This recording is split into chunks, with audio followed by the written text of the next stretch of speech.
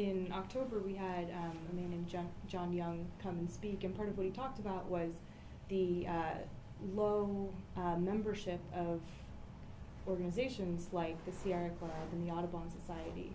I wonder what you think the future of organizations like that are. I mean, is everything changing in the sense that people are going to be more engaged in social media rather than being part of the actual organization? Well, all those are, and I think that was, part of the trouble that I ran into was people interpreted what I said, when I say John Muir may no longer be relevant as saying that the Sierra Club is no longer relevant. And I didn't say that. And I know that, and I knew beforehand, and now I really know because they told me, you have to come talk to us. And I went to San Francisco and spent a couple hours talking with, them and learned much more about what they're doing. And I had known much of that already.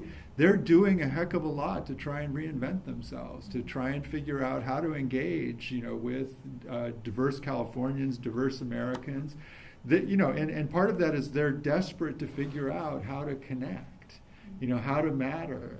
And I think they're doing a really great job. And it's also causing them to rethink their relationship to communities and not come in to communities and say, we have the answers.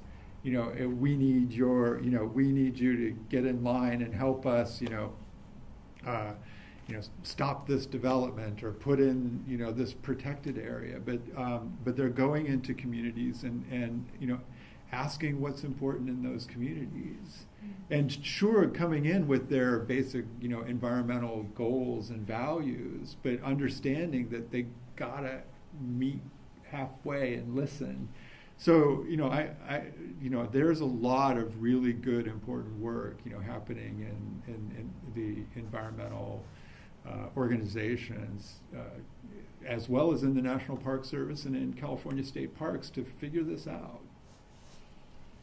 I would agree. I think that they really are making a very genuine effort, and they're making a genuine effort to reach into the cities and to redefine nature, including the Sierra Club. Absolutely true. I think when you stand back, there's a larger context here, and that is this fact that people don't want to be spoon-fed. There's many different ideas. They all want to be heard, right? And I think that the dynamics which brings people together in these organizations that have a hierarchy are changing in this country. And I'll give you two examples. The Occupy movement. Occupy movement got a lot of attention, a lot of excitement, but there was no end game. There was no focus, there was no leadership, and no one's occupying anything anymore. And on the other end of this political spectrum, the Tea Party. The Tea Party was formed, but it eschewed any kind of hierarchy, and it was almost like you were an individual, and that's what defined you as a Tea Party member, or you're a libertarian or something. And again, its sway has kind of collapsed. And so I do wonder if there isn't larger context with the grappling with organizations in a landscape where there's so many voices can now be heard and want to be heard.